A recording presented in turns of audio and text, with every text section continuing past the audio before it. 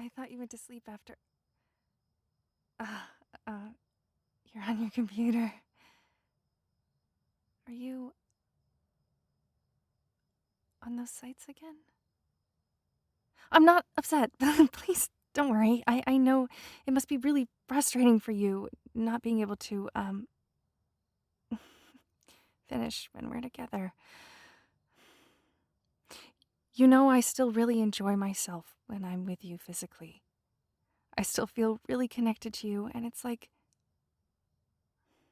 we don't need that for me to know that I love you and you love me and we're a team. But I can see how bothered you are in your eyes. How you think you failed at something basic just because, well, you're desensitized from a habit of having to pleasure yourself when you're alone and maybe feeling depressed or bored. That connection is really reinforced and really, in a lot of ways, what other choice did you have? Porn is everywhere, especially for guys. Society treats men like they don't need physical affection and everyday love. Like they're just machines that can push through their desires and still be expected to come out the other side all right. And what they do in the dark of their room alone to mitigate those feelings is their business. And it is a business. I mean, the people who make those sites, who flood our society with ads aimed at men, are trying to trigger your brain, already starved for intimacy, in a way that makes you seek that dopamine kick again and again. It's flashy and crowdsourced and high production and fake. I don't fault you at all for choosing the easiest out, for having a way to release those feelings of loneliness or rage or passion or even love. It's a choice that hurts you now, but really, men are so often led like cattle to...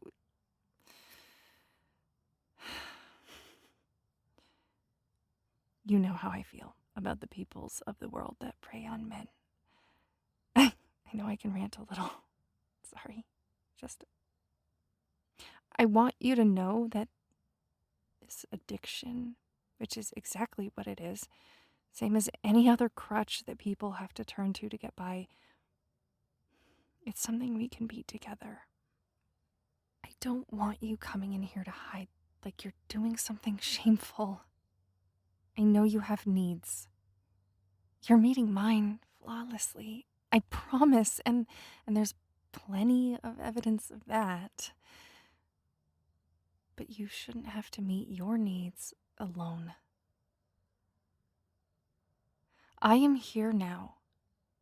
You are not some broken thing. You just need a little rewiring, that's all. The mechanisms you used to cope, to get you through the bad times, don't have to apply now that you're not alone anymore. You're not alone anymore, baby. You are not unwanted or unloved. Another face on the receiving end of a cold blue screen. You're a living, breathing human being with skin that I, another being right here in reality, can caress. There is nothing simulated about us. Here, together, there is only trust. And you can trust that I'm not going to leave just because you can't climax with me yet. It's true. I love you. And someday I want to have a family with you. So I can't say this isn't something we should look into repairing. But we're lucky because it's a deceptively simple solution. I know it's hard. You have your routines with these sites. You have this thing you can fall back on to feel better or even to just not be bored. In terms of relationship and time, this habit outranks me. Hey, I can see in your eyes, though, that you don't want it to be that way anymore. You chose me. You want what's real, what's tangible, what's true love. And I want that for you too. And God, do I have all that to offer you? Your brain is just a little stuck in the past. So it's difficult, and it may even seem impossible. But I know you can kick this thing. You have to stop consuming the thing that is making you sick. Yes, which can seem so scary. You know how we talked a little while ago about my YouTube consumption and how I'm just watching these videos on loop, the same ones I've been watching for years, just to have the comfort and companionship of, I don't know, something. It's like I'm dosing myself with fake friendship just to get by, when really there are people I can talk to like you when I'm feeling low. When we talked about making that plan to cut back on watching so many videos, I felt like there was this churning in my stomach. Like I was someone starving of thirst in the desert, and you wanted to take away my most regular source of water. But that thing masquerading as water, it's a poison when you have too much. Baby, I'm the water you need. I know you can't taste me just yet. I know they poured that bubbly sugar poison down your throat until you chose to subsist on it. But now you're drowning in it. You have to stop. Take the power back and reset your body. Water is what you need. I'm what you need now, even if it's not satisfying right away, even if the thirst burns for a while. You won't believe how sweet the cool water of my lips can taste when the poison is gone from your system. I'm not going to police you or guilt you.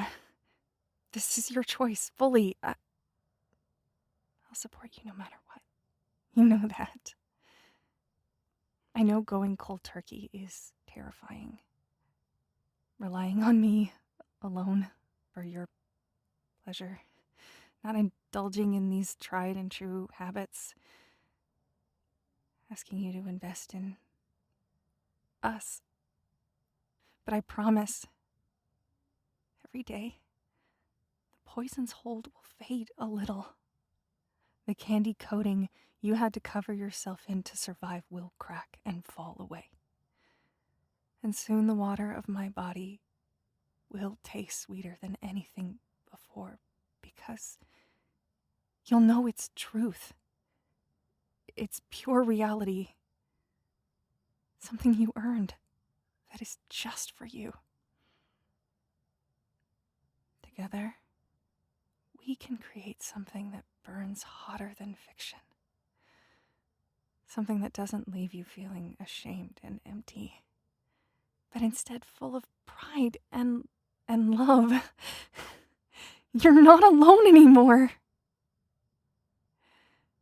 Don't let those electric ghosts keep you from your reality. A flesh and blood woman who loves you completely, who will never let you go, who wants you to lay claim to her in the most natural way. I know you're strong enough, sweetheart.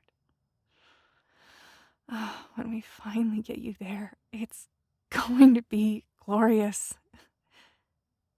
I can't wait to share that with you, no matter how long it takes. What do you say? Want to come back to bed with me? These real arms are more than ready to hold you all night. It's your choice. I'll be waiting.